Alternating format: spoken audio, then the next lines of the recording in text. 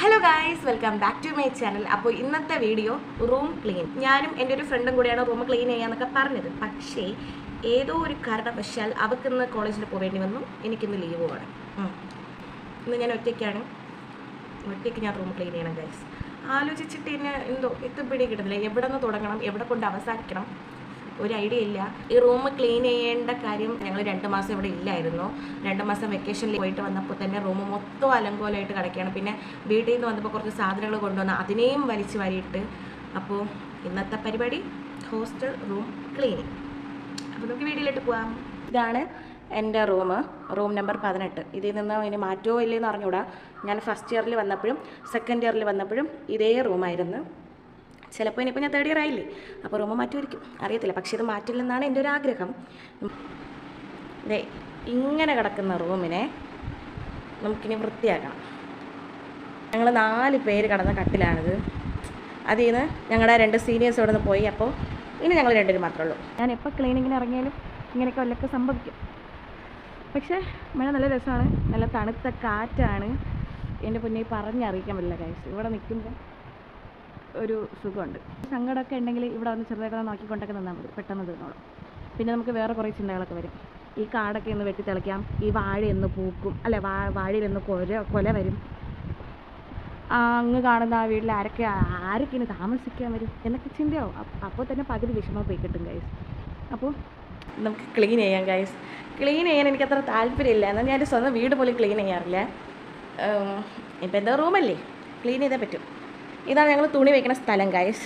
എല്ലാം അലങ്കോലമായിട്ട് കിടക്കുകയാണ്. കാരണം ഞങ്ങൾ പോയ സമയത്ത് ഈ തുണികളെല്ലാം ഈ ഒരു ബക്കറ്റ് ഇതിൽ ഓരോരോ ബാഗിലായിട്ടൊക്കെയാണ് ഇട്ട് വെച്ചിരുന്നത്. പിന്നെ ഇതെല്ലാം ഞങ്ങൾ മടക്കിയൊക്കെ വെച്ചായിരുന്നു. ഇത് ഇന്നലെയൊക്കെ കൊണ്ടുവന്ന സാധനങ്ങളാണ്. പിന്നെ ഇവിടെ നല്ല വൃത്തിയായിട്ടാണ് കിടന്നത്. ഞങ്ങൾ വീണ്ടും കൊണ്ടുവന്ന സാധനങ്ങൾ വീണ്ടും അങ്ങനെ എടുത്തിട്ടാണ് ഗൈസ്. പിന്നെ ഇതാണ് ഞങ്ങൾ ബുക്ക് സാധനങ്ങളൊക്കെ വെക്കുന്നത്. ഇനി എല്ലാം അടുക്കി പറക്കണം. ഇതാണ് ഞങ്ങളുടെ അടുത്ത് വലിയ കണ്ണാടി, ഞങ്ങൾക്ക് സീനിയേഴ്സ് തന്നിട്ട് പോയ കണ്ണാടി. ഇനി ഗായ്സ് നമുക്ക് ചൂലെടുക്കാൻ പോവാം.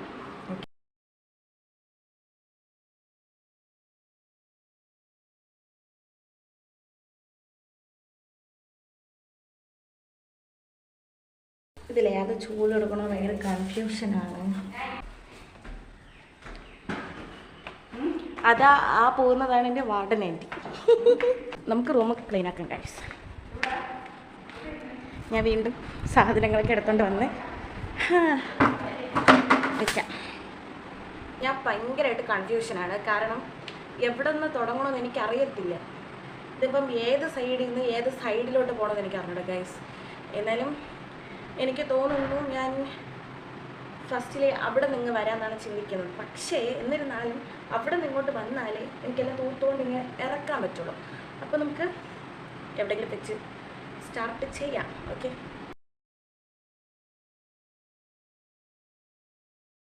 ഈ തുണികളെ ഇവിടെ ഇങ്ങനെ കുന്നുകൂട്ടി ഇട്ടിരിക്കണം. ഈ തുണികളെ ഇവിടെ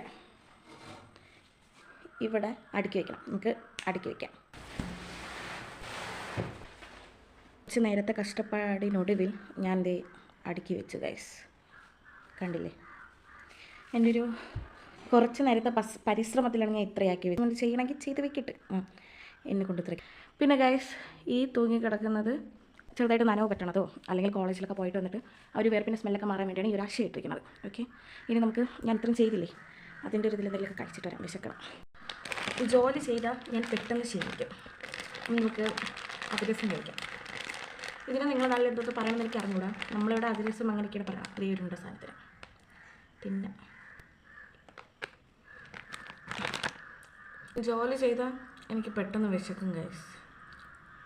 എന്തൊരു അസുഖം എന്തോ.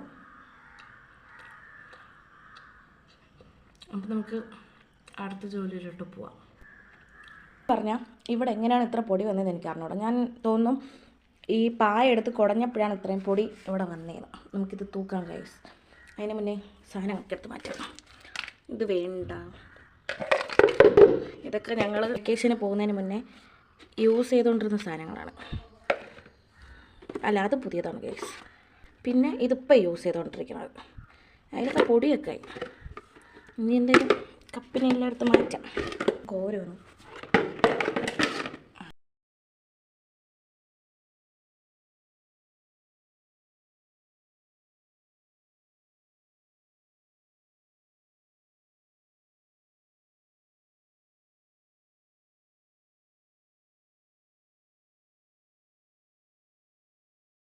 തൂത്തുകൊണ്ടിരുന്നോ പെട്ടെന്ന് കൈ കിട്ടിയ സാധനമാണ് ഗൈസ് അത്.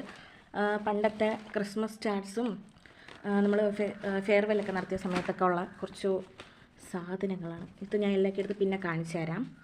എനിക്കിതൊന്നും ചെയ്യാൻ വയ്യ, ഞാൻ തളർന്ന്, സത്യം പറയട്ടില്ല. എനിക്കറിഞ്ഞൂടെ. ഇവിടെ നിന്ന് ഞാൻ എല്ലാം തൂത്ത്, ഇതിൻ്റെ അടിയിൽ നിന്നും ഞാൻ തൂത്ത്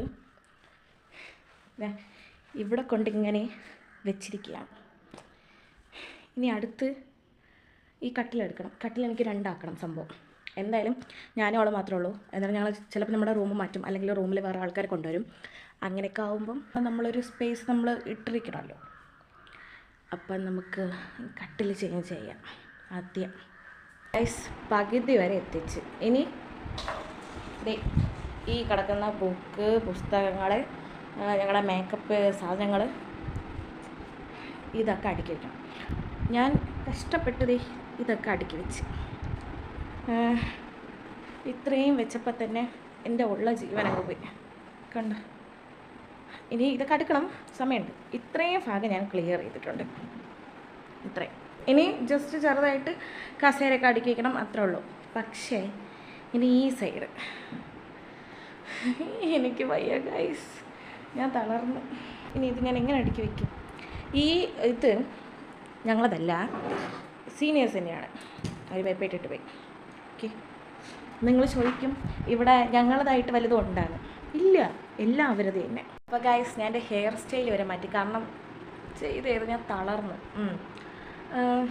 നമുക്ക് അടുക്കാനുള്ളത് ഇതൊക്കെയാണ്, ബുക്കുകൾ. ഇതൊക്കെ ഞാൻ എവിടെ വെക്കുമെന്ന് എനിക്ക് അറിഞ്ഞൂടാ, പക്ഷെ ഞാൻ എവിടെയെങ്കിലുമൊക്കെ കുത്തിക്കയറ്റി വെക്കും. ഇതൊന്നും എൻ്റെതല്ല. നിങ്ങൾ ഈ കാണുന്ന ഈ സാധനങ്ങളൊന്നും എൻ്റെതല്ല. എൻ്റെ റൂമിൽ അഹല്യ എന്ന് പറഞ്ഞൊരു കൊച്ചുണ്ട്, അവളതാണ്. ഷീസ് ബോട്ടണിക്കൽ ആൻഡ് ഇവക്ക് first year, second year, third year ഇത്രയും ടെസ്റ്റ് അവളെ കയ്യിലുണ്ട്. എൻ്റെ കാര്യം പറഞ്ഞാൽ എനിക്ക് ടെസ്റ്റ് ഇല്ല. ഞാൻ ആകെ 2 ബുക്കും കൊണ്ടാണ് ഞാൻ കോളേജിൽ പോണത്. സപ്ലൈക്ക് ഇഷ്ടമല്ലുണ്ട്, പേടിക്കണ്ട. ഇതൊക്കെ ഞാൻ എവിടെ എടുത്ത് അടുക്കി വയ്ക്കുക? എനിക്കെന്നെ സങ്കടം തോന്നണം എന്നെക്കുറിച്ച് ആലോചിക്കുമ്പോൾ. ഇതൊക്കെ ഉണ്ടോ ഗൈസ് ഇതുപോലെ പഠിപ്പിസ്റ്റായിട്ടുള്ള പിള്ളേർ? എന്നാൽ എനിക്കുണ്ട്, എൻ്റെ റൂമിലുണ്ട്. എനിക്കവൾ പഠിപ്പിസ്റ്റ് എന്നൊന്നും പറയാൻ എനിക്ക് ആഗ്രഹമില്ല, കാരണം പഠിക്കുകയൊന്നുമില്ല, പക്ഷെ പഠിക്കും. എനിക്ക് ചിരി വരും ചില സമയത്ത് അവളെക്കുറിച്ച് ആലോചിക്കുമ്പോൾ. അതിൻ്റെ കാര്യം ഞാൻ പിന്നെ ഞാൻ ഇത് അടുക്കി വെച്ച് ഞാൻ പറഞ്ഞുതരാവേ.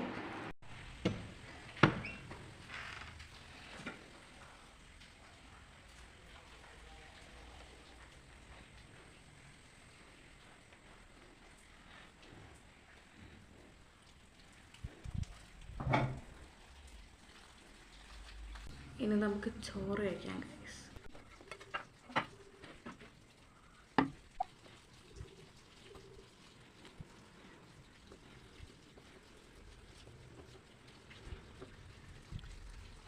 കണ്ടോ ഗൈസ്, വാർഡൻ ആയിട്ട് കൊണ്ടുതന്നെയാണ്.